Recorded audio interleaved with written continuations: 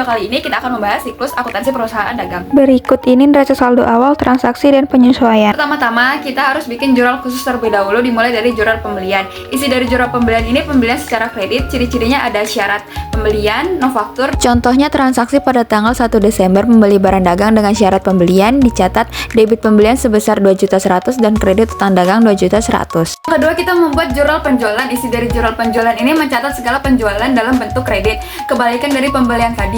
Contohnya transaksi pada tanggal 2 Desember menjual barang dagang dengan syarat piutang dagang akan bertambah di debit dan penjualan akan bertambah di kredit sebesar 2.500.000. Ketiga, kita membuat jurnal pengeluaran kas. Dari jurnal pengeluaran kas ini mencatat segala pengeluaran kita dari beban, pelunasan, pembelian, kas secara tunai. Intinya kegiatan kas. Contohnya transaksi pada tanggal 3 Desember membeli barang dagang secara tunai, dicatat pembelian bertambah di debit dan kas berkurang di kredit sebesar 1.800.000. Yang keempat, kita mencatat jurnal penerimaan kas. Jurnal penerimaan kas ini kebalikan dari jurnal pengeluaran kas tadi, di mana jurnal penerimaan kas ini mencatat segala penjualan yang kita terima secara tunai. Di kolom debit ada di kas dan potongan penjualan, di kredit ada piutang, penjualan, dan akun lainnya. Contoh transaksinya pada tanggal 10 Desember menjual barang dagang secara tunai, kas bertambah di debit dan penjualan berkurang di kredit sebesar 600.000.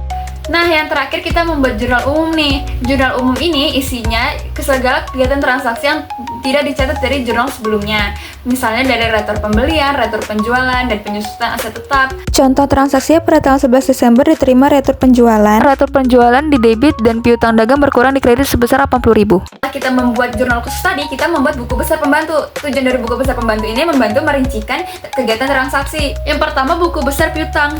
Buku besar piutang ini mencatat segala kegiatan transaksi yang mempengaruhi akun piutang. Contohnya penjualan secara kredit, retur penjualan, pelunasan piutang.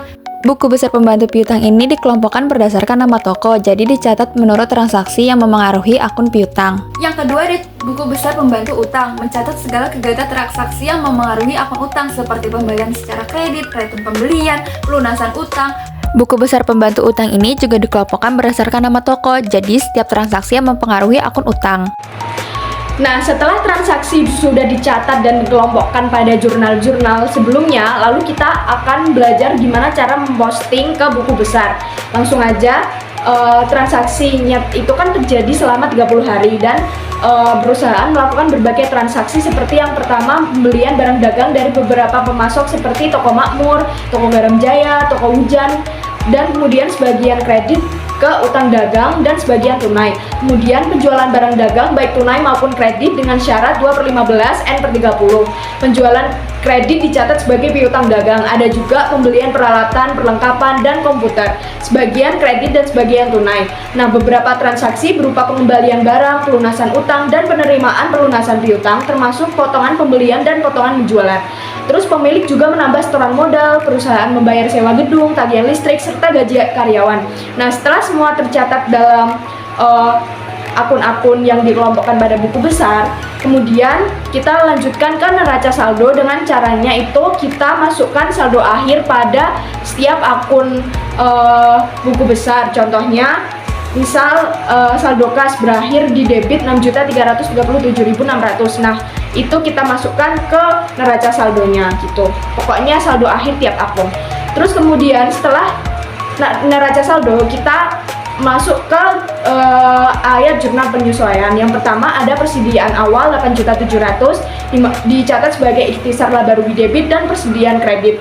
Yang kedua ada persediaan akhir sebesar 10.520.000 dicatat sebagai persediaan debit dan ikhtisar laba rugi kredit. Kemudian yang ketiga ada penyusutan peralatan 10% dikali nilai peralatan, di mana beban penyusutan peralatan debit dan akumulasi kredit. Kemudian penyusutan gedung 15% dikali nilai gedung, di mana beban penyusutan gedung di debit dan akumulasi di kredit. Kemudian penyusutan kendaraan 15% dikali nilai kendaraan, di mana beban penyusutan kendaraan di debit dan akumulasi kredit. Kemudian asuransi dibayar di muka, di mana masih tersisa 8 bulan, jadi 8/12 dikali 1.200.000, di mana asuransi dibayar di muka debit dan beban asuransi kredit. Kemudian ada gaji karyawan belum dibayar sebesar 1.200.000, jadi beban gaji di debit dan utang gaji di kredit. Kemudian pendapatan bunga yang belum diterima, kas di debit dan pendapatan bunga di kredit. Seperti itu. Oke teman-teman, selanjutnya kita masuk ke dalam kertas kerja atau worksheet. Nah, kertas kerja ini berfungsi sebagai rangkuman data akuntansi sebelum disusun menjadi laporan keuangan yang lengkap pada perusahaan dagang. Jadi, akun-akun yang terdapat dalam kertas kerja ini berasal dari buku besar dan juga jurnal penyesuaian. Nah, kertas kerja ini terdiri dari 5 jenis kolom. Yang pertama ada neraca saldo sebelum disesuaikan. Di sini berisi akun-akun yang berasal dari buku besar dengan nominal yang sesuai dengan saldo akhir di masing-masing akunnya. Nah, selanjutnya ada kolom penyesuaian yang diisi berdasarkan jurnal penyesuaian. Nah, kemudian yang ketiga ada neraca saldo setelah penyesuaian. Di sini memuat seluruh akun yang sudah diperbaharui sesuai dengan hasil penyesuaian sebelumnya. Yang keempat ada kolom laba rugi. Di sini berisikan akun pendapatan dan juga beban untuk menghitung laba atau rugi sebuah perusahaan. Nah, teman-teman, kemudian yang terakhir ada kolom neraca. Di sini berisikan akun aset, kewajiban dan juga modal sebagai dasar penyusunan laporan posisi keuangan. Selanjutnya, setelah dari kertas kerja, kita lanjut ke laporan keuangan. Yang pertama ada laporan laba rugi. Di sini menunjukkan pendapatan, harga pokok penjualan atau HPP, dan beban untuk mengetahui laba atau rugi sebuah perusahaan. Nah, kemudian dari laporan laba rugi tadi kita lanjut ke laporan perubahan ekuitas. Di sini menjelaskan perubahan modal akibat laba atau rugi dan juga transaksi dengan pemilik perusahaan. Nah, selanjutnya yang ketiga ada neraca atau laporan posisi keuangan. Jadi, laporan posisi keuangan ini untuk menampilkan aset, liabilitas, dan juga ekuitas untuk mengetahui posisi keuangan pada akhir periode. Kemudian yang terakhir ada laporan arus kas. Di sini merangkum arus masuk dan juga keluar kas dari aktivitas operasi, investasi, dan juga pendanaan. Nah, hasil akhir dari arus kas ini itu harus sesuai dengan kas yang ada di buku besar ya teman-teman.